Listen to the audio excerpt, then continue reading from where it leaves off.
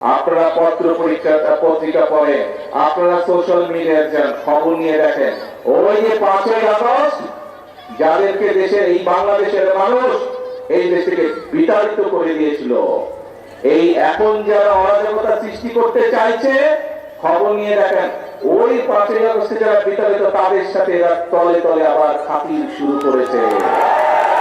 যেইভাবে 96 সালে করেছিল, যেইভাবে 86 সালে করেছিল, তাদের সাথে নতুন কয়েকটি লেজও গজিয়েছে, সুন্দর ছোট ছোট লেজও গজিয়েছে। প্রিয় ভাই বোনেরা, কাজেই আমরা এই দেশ থেকে স্বৈরাচারকে বিদায় করেছি।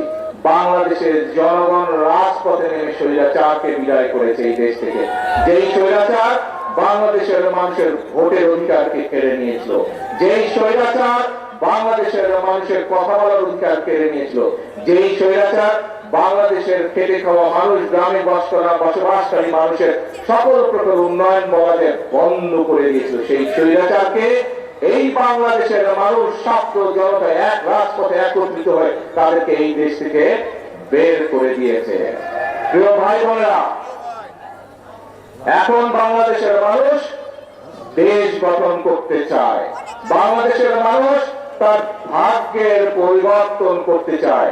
ভাগ্যের পরিবর্তন যদি করতে হয়, আমাদের 20 কোটি মানুষের 40 কোটি হাতকে সক্রিয় করে তুলতে হবে।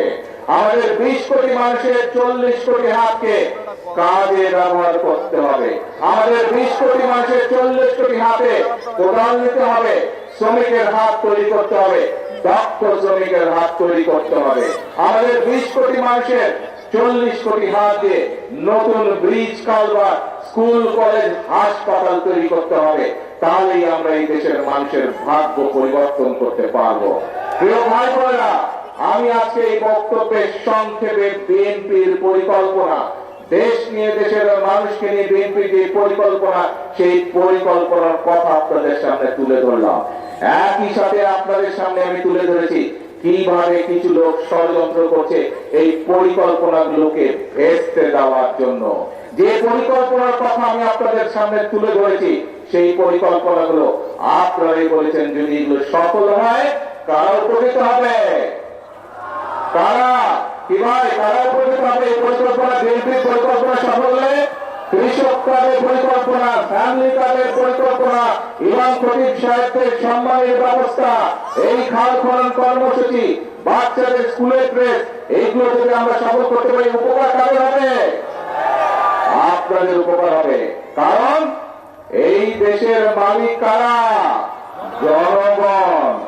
বিএনপি সরকার সেই জনগণের ভাগ্যের পরিবর্তন করতে চায় জনগণকে সাথে নিয়ে।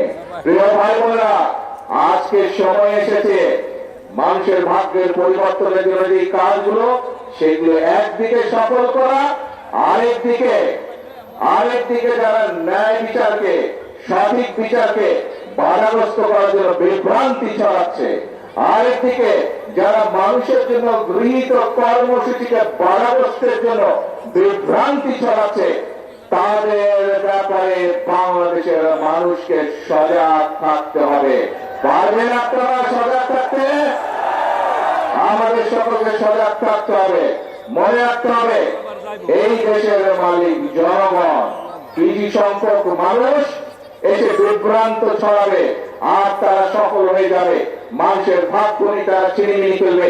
এই কাজ আর হতে দেওয়া যাবে না। যারা জনগণের সাথে থাকবে, জনগণের পাশে থাকবে, জনগণের জন্য কাজ করবে, বাংলাদেশের জনগণ তাদেরকে সাথে নিয়ে এই দেশকে রক্ষা করবে যে কোনো ষড়যন্ত্রের হাত থেকে, ঠিক? এবং সেজন্যই আমি বলি এই দেশ আমাদেরকেই গড়ে দিতে হবে, এই দেশ আমাদেরকেই করতে হবে, জনগণকে সাথে নিয়ে করতে হবে। নিজের দেশ, আপনি নিজের ক্ষেত খামারি, নিজের ঘর বাড়ি যেভাবে নিজে গড়ে তুলেছেন, নিজে যত্ন নিয়েছেন, দেশটাও আমাদের সকলের নিজের। এইখানে আমরা যত মানুষ উপস্থিত হচ্ছে, প্রত্যেকে হচ্ছে এই দেশের অংশীদার, প্রত্যেকে হচ্ছে এই দেশের মালিক। কাজেই আমার ঘর আমাকেই দেখতে হবে, আমাদের দেশ আমাদেরকেই দেখতে হবে।